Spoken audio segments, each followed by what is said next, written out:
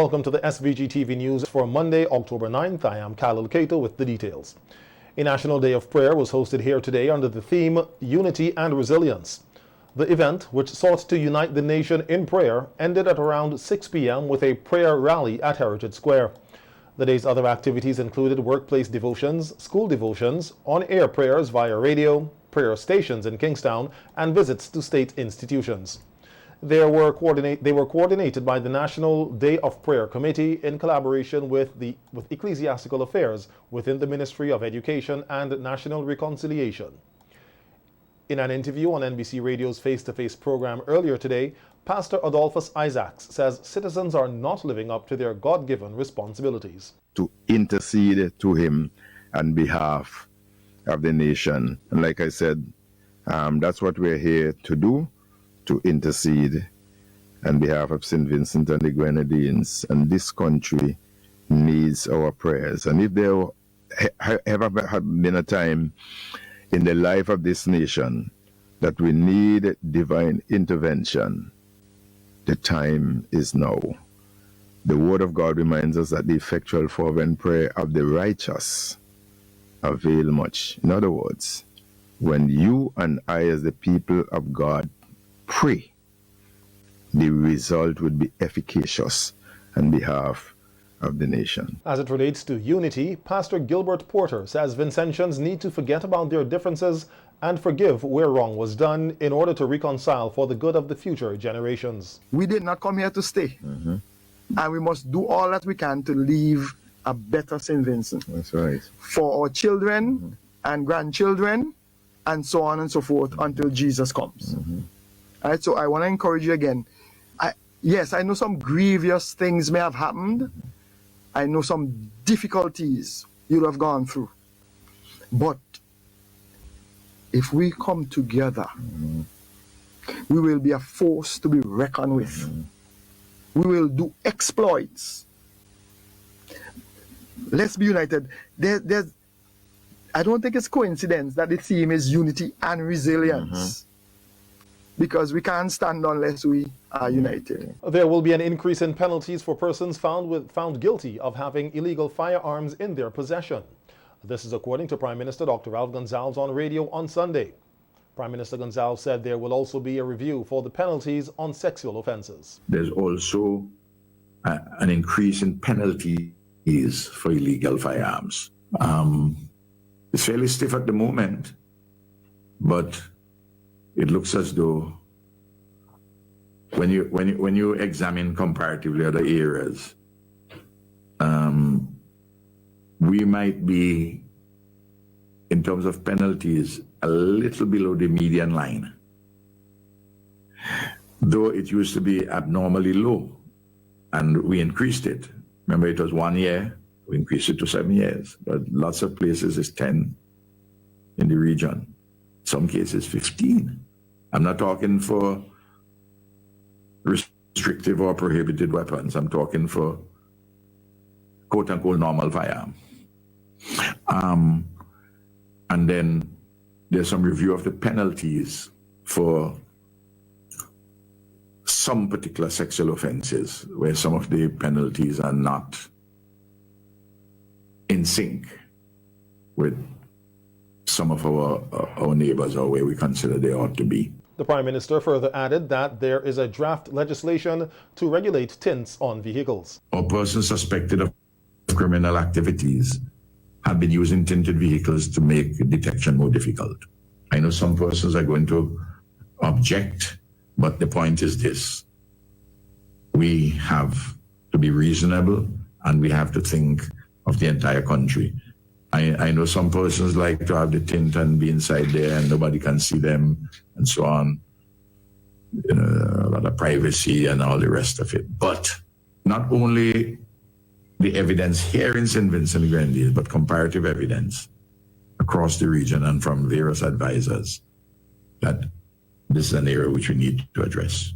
Meanwhile, some new rules and regulations for bail grants were expected to be published today. Prime Minister Gonsalves said that these rules and regulations are issued by the Office of the Chief Justice and will be published in all OECS countries. According to Prime Minister Gonzalez, St. Vincent and the Grenadines will also be seeing some changes in tertiary education. He said recently he attended a meeting with the leadership of the SVG Community College where they discussed a proposal for the restructuring of the college, which involves some legislative changes. Of that, it would involve some legislative changes, and we want to put relevant numbers in the budget for this year to accommodate these reforms. But we are just last week I got a report from the chief surveyor about the demarcation of the land where we want to put a 10 million US modern science laboratory, including IT and AI and the like, which would be under the suzerainty of the community college, but which would be used also by the global campus, so that we can do, in addition to what we are doing, social sciences, education, and some programs in the arts, humanities, that we can do university programs in the sciences right here on the ground. Building, in other words, between the global campus, formerly open campus, and our community college, a synergy to do more programs on the ground without losing in any way the regional character of the University of the West Indies. Prime Minister Gonzalez said he is hoping for a lot more from the SVGCC, noting that he wants to see a faculty made up of nationals and non-nationals. A set of training and ideas and culture into the college, which is broader than what you have currently. Nobody there is going to lose their jobs, you know. But we'll strengthen it with other persons on contract for short periods of time and the like. So are you talking about visiting professors? No, and people who will be visiting ones, but people who will be there. Yes. At the technical level. They're having a meeting this week, and then when I return from overseas, we'll finalize the discussion at the cabinet, and therefore to put numbers where they will be required. Instead of having a school for PJAN, nursing education, we'll call it a faculty of health sciences, where we can do pharmacology also, and other health related. Instead of having the division of the technical vocational education division, we want to conceptualize that in terms of a faculty of technology, engineering, and innovation. Instead of the teachers division, we call it the faculty of education. Instead of the division of arts and general studies, we call it a faculty of sciences and liberal arts. And we set up an institute of hospitality studies and culinary arts, which would involve, incidentally, the private sector to be. Dr. Gonzalez said the upgrade of tertiary education or the restructuring of the SVG Community College will be included in the 2024 budget presentation. Begin the process in this budget year. Okay. That's why I also had at the discussion one of our drafters and the Solicitor General, because changes would have to be made to the law. No, I'm telling you these things because you're not hearing these ideas coming from persons other than the government, you know. Several members of the opposition New Democratic Party, including its leader, Dr. Godwin Friday, are currently in New York, being hosted by the organization Spoonie.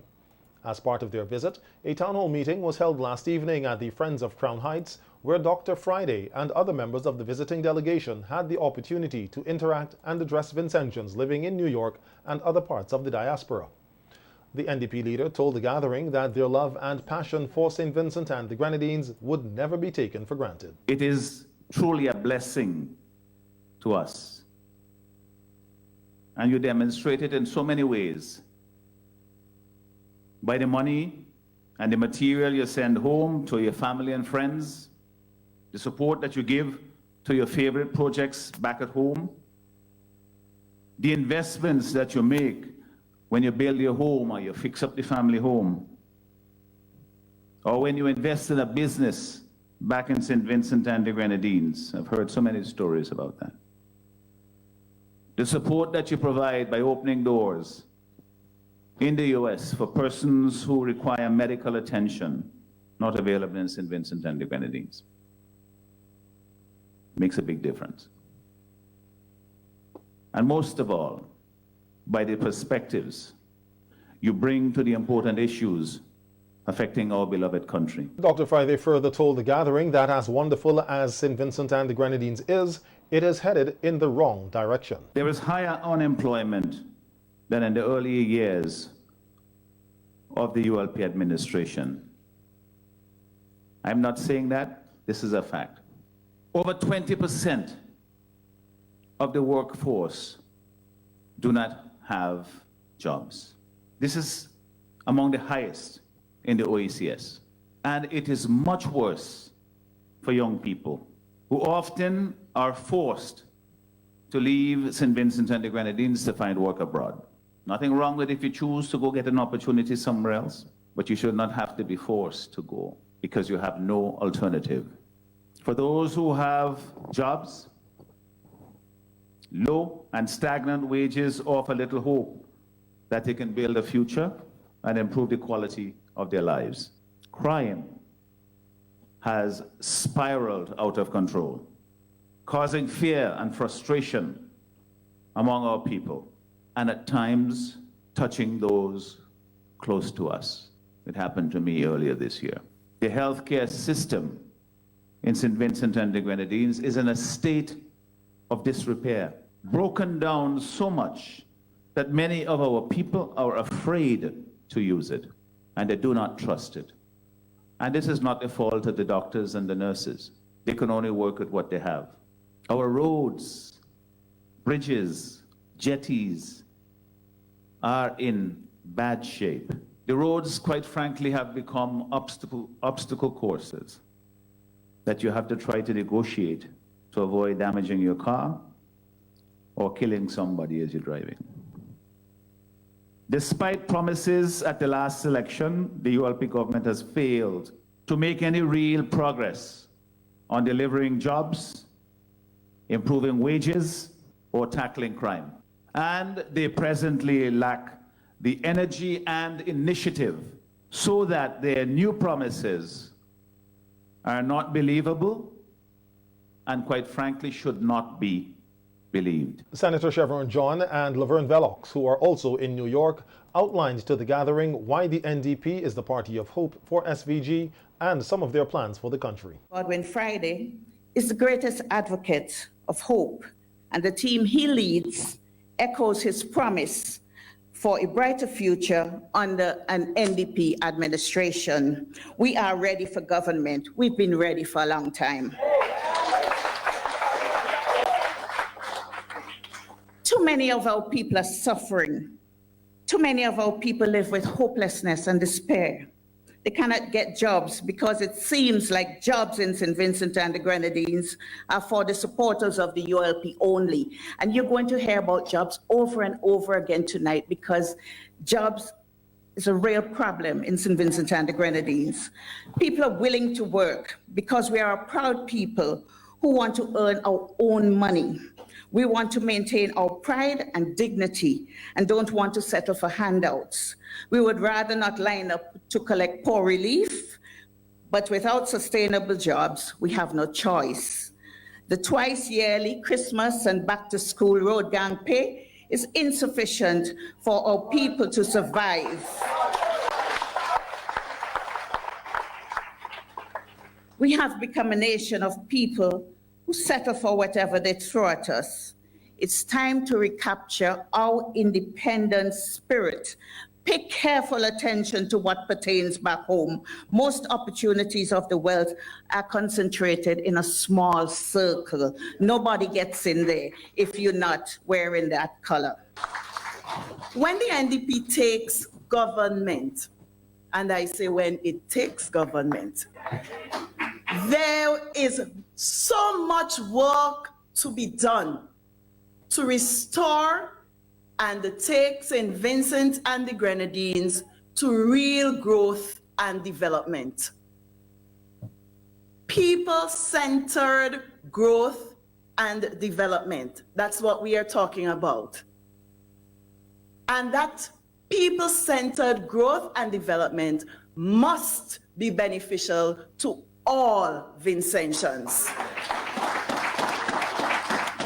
Not the polarized society that we have today.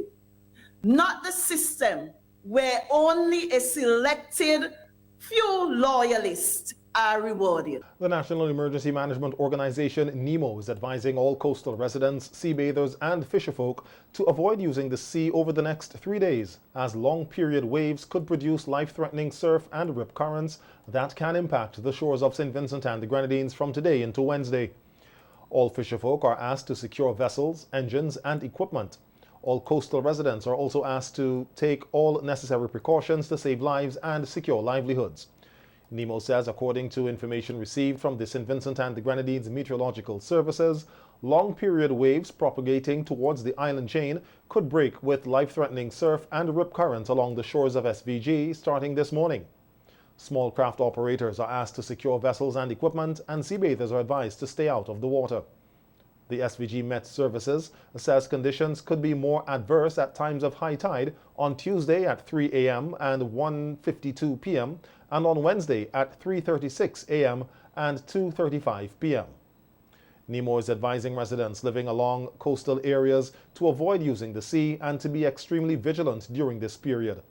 The organization says it will continue to provide updates from the SVG Meteorological Services.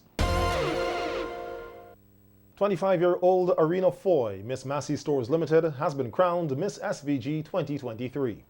The aspiring digital content creator and media influencer emerged winner ahead of 8 other contestants in a keenly contested pageant dubbed the Crown Jewels, held at the Victoria Park on Saturday. Foy, who hails from the community of Camden Park, won the Best Talent category of the competition. Royisha Telemac, who hails from Cane End in the Mesopotamia Valley, took the first runner-up position, having captured the Best Evening Wear and Best in Evening Wear categories. Deanna Fairburn, Miss Play 4, was second runner-up. The winners of the other judged categories in the pageant are as follows. Best Cultural Wear, Simisha Millington, Miss Korea's Ace Hardware. Best Swimwear, Letitia Barber, Miss Grenadine House. Best Interview was a tie between Trina Hooper, Miss National Lotteries Authority, and Tara Richardson, Miss JCI St. Vincent.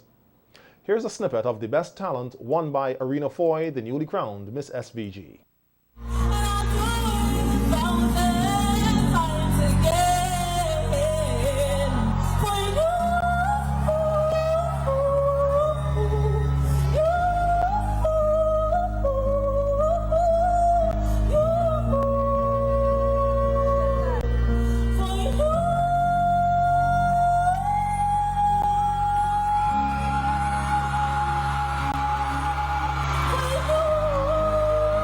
The other awards handed out on Saturday night, which did not contribute to the judged results, were the Gecko Community Service Project, second runner-up Simisha Millington, Miss Korea's Ace Hardware, first runner-up Tara Richardson, Miss JCI St. Vincent, and the winner Letitia Barber, Miss Grenadine House.